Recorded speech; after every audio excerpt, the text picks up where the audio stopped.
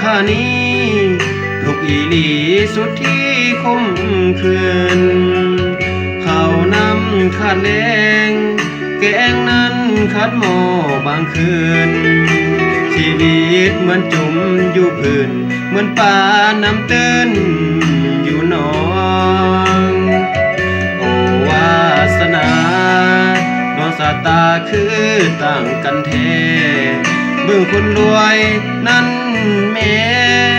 คักแท้ๆเป็นตาสะอ่อนบาดเบิ่งตัวเฮาคือว่าเศร้าว่ามอง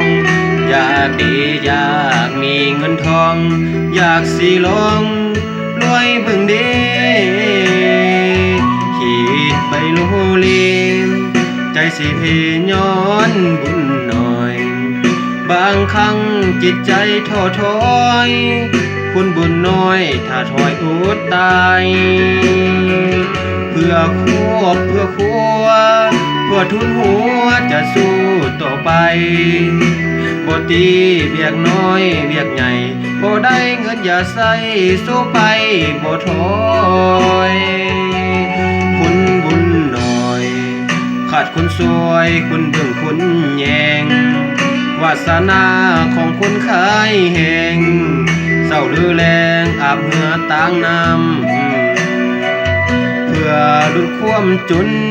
สู่ดิ้นรนอดทนต่อไปวันหนึ่งต้องถึงสิ้นใจสู้ต่อไปอย่าได้ค้อนแขน